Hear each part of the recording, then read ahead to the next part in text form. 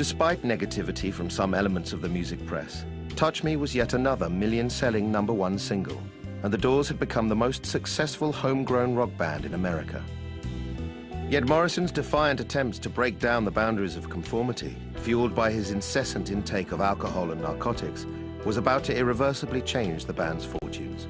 Yet these problems did not affect the Doors' continued commercial success. In December, the single Touch Me was released, introducing a radically different sound from their previous work. Heavily featuring both string and brass instruments, the song was immediately accused of being lightweight by critics, and even some of the fan base were concerned by the band's new direction. Yet by early 1969, Touch Me had peaked at #3 in the Billboard Top 100. I like the song. I always thought that was a great song. And not just great in that, like, Hello, I Love You is catchy, but there's all these jazzy elements to it, which are not standard fare for a song that was recorded, I believe it would have been about late '68, by any means. And it's one of Morrison's greatest vocal performances. Now, that's the performance more than any other that I think people would say he's trying to affect kind of a Frank Sinatra-like persona. But that part of his presentation had never been absent. When you hear the first part of The Crystal Ship, for instance, on the very first album, Morrison is using that croning tone, but these are heavy psychedelic rock songs. He worked on it very consciously. He always said that his favorite male vocalists were Frank Sinatra and Elvis Presley. I never get tired of this song. I always crank it up if I'm in the studio or if I'm in the car. I love this song, Touch Me. Touch Me was a big radio hit, and it did okay for them.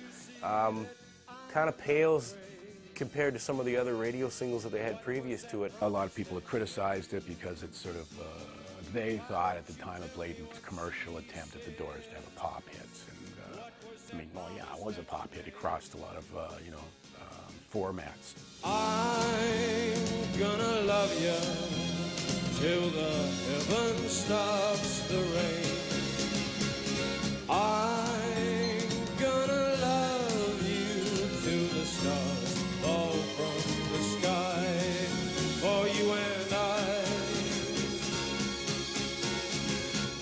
Touch Me is just a great single on its own, real swinging Doors. And probably a great use of the orchestra on the album, the great sweeping surround sound. It was interesting that they would go to the effort in arranging all that kind of stuff. It was very cool to see the effects and you know, bring in some... The Doors were a band that you could certainly experiment with and try different things with. Maybe Rothschild's decision, maybe the band's decision, but a song that would probably have been okay without the orchestra. It was very poppy, very catchy, but the orchestra just really fielded in. I'm gonna love you till the stars fall from the sky for you and I.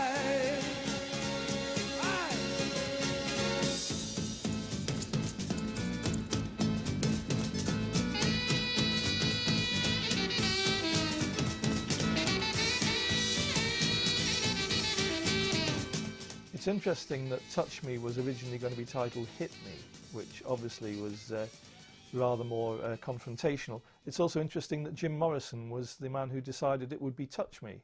I think people think Jim Morrison was basically getting on stage and getting his bits.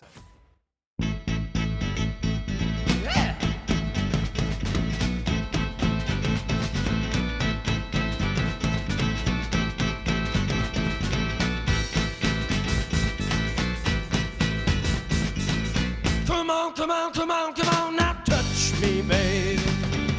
Can't you see that I am not afraid? What was that promise that you made? Why won't you tell me what she said? What was that promise that you made? Now I'm gonna love you till the heavens stop.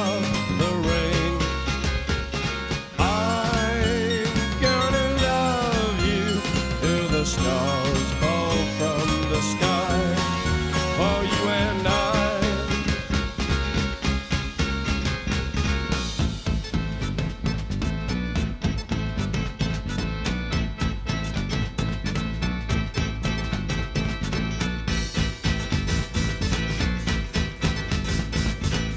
Come on, come on, come on, come on, now touch me, babe. Can't you see that I am not afraid? What was that promise that you made? Why won't you tell me what she said? What was that promise that you made?